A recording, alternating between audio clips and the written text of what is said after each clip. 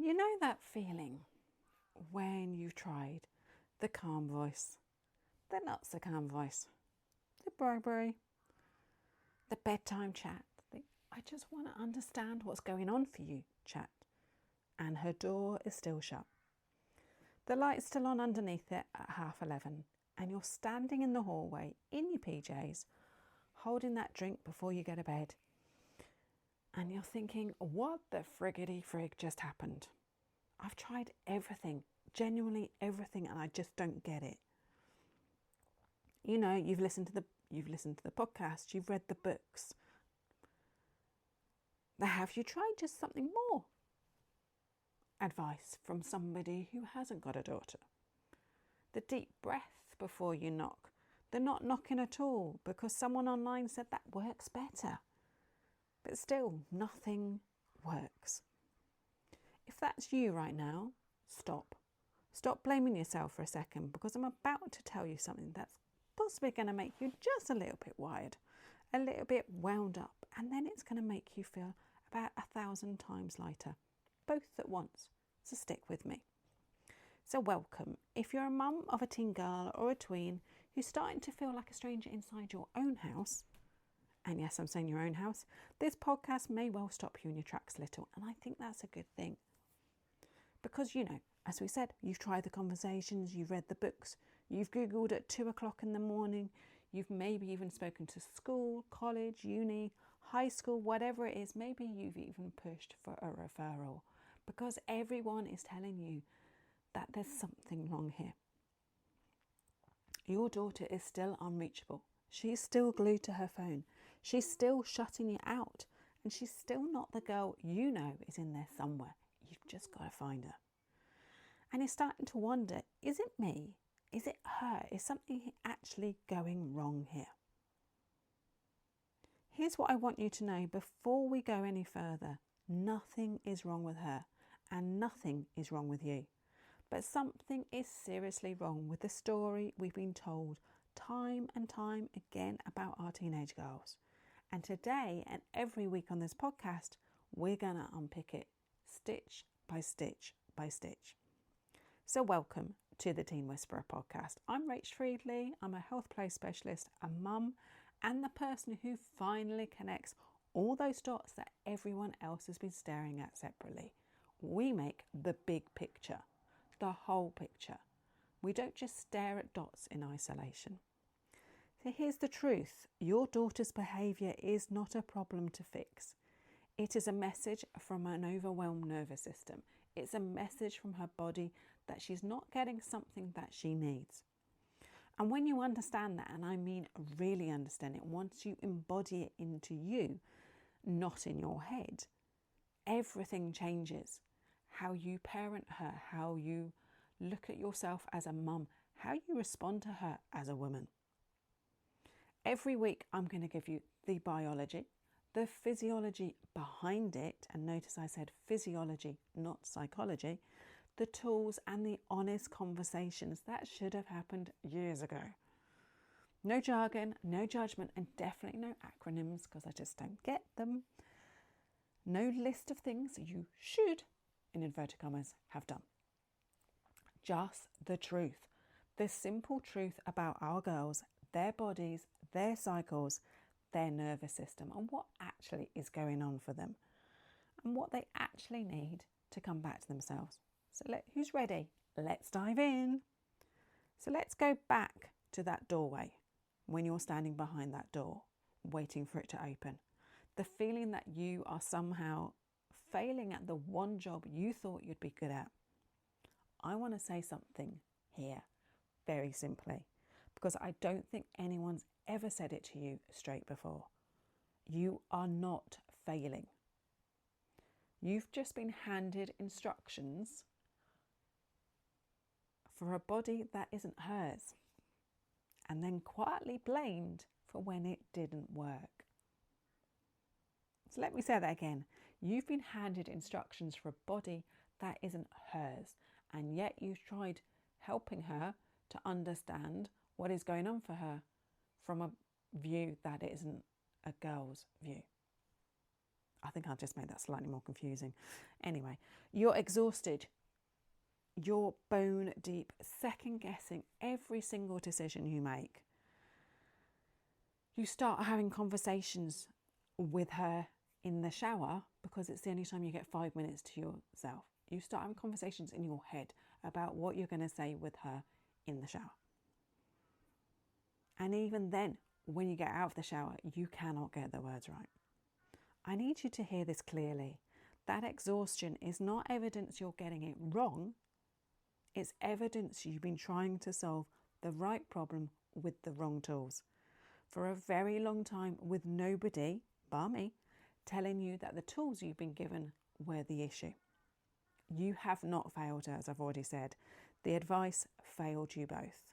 There's a difference, and it matters, because one of them means you need to try harder and the other means you need different information. Today, you're getting that information. So here's the bit that changes absolutely everything. Her phone is not the problem. I know, you've heard it before. You've rolled your eyes a bit. Fair enough, but stay with me because I don't mean it the way it's usually meant. I mean something way more specific. The phone is a symptom. It is a message from the body. It's what a nervous system reaches for when it's running on empty, and there's nothing better on offer. She's not addicted per se to the device. She's regulating badly, I admit, but understandably with the only tool that's available to her every day, each and every day, every hour, every minute, every single second of the day. That never says no, never gets tired of her. So think about what her nervous system is actually doing every time she picks it up. It's seeking safety, it's seeking connection, it's seeking belonging, it's seeking a break from the feeling of not being enough. So if she's at school or college or university and she feels like she doesn't fit in or she's getting bullied, she has that constant cycle of you're not good enough, you're worthless, you're stupid, you're thick, going around in her head every single moment. But the apps on her screen were built genuinely, deliberately, by people who understand the nervous system way better than most parenting books do, to give her those tiny, reliable hits of exactly that. Not because she's weak, not because she's bloody minded, because it works. In the short term, better than anything else currently on offer in her actual life. So when you take the phone away and offer nothing really, so as if you're in the UK, we've recently heard news that the social media ban for under 16s will come into play next year. But it's about understanding what's going on underneath that behaviour. So when you take the phone away and offer nothing, it doesn't work because you haven't removed the need within your daughter. You've just blocked the only tool that she's found that meets it. That's discovery number one. And here's discovery number two. And this is the one that tends to properly wind mums up. And it did when I first found out about it, in the best way. Almost every piece of advice you've ever been handed about managing a teenager's moods, behaviour, stress, sleep, anything was built on research done on a 24-hour hormonal cycle. I hasten to add, it's not hers. Girls run on a 28-day cycle, not a 24-hour one. Her energy, her mood, her ability to cope, her procrastination, her faffing, her wanting to do things, her ability to manage the conversation you've had 100 times before, all of it shifts week to week, month to month, in a way that male biology-based advice was never built to account for. That's why calm conversations can happen really well last week, but this week they blow up in your face. And you didn't do it wrong. You did the same thing twice and got completely different results because she, as are I, as are us, biologically a slightly different version of herself week on week. So put those two things together, a nervous system reaching for the only available regulation tool it's got, and a body running on a cycle that the entire advice industry totally forgot existed. And suddenly, it all makes sense. It was never going to work for either of you, no matter how hard you tried. That's the moment. That's the thing I want you to actually feel land. Not just here, I want you to feel it in your body.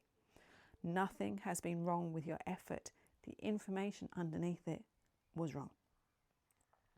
So this is where I tell you something about myself that I haven't admitted before on this podcast as yet.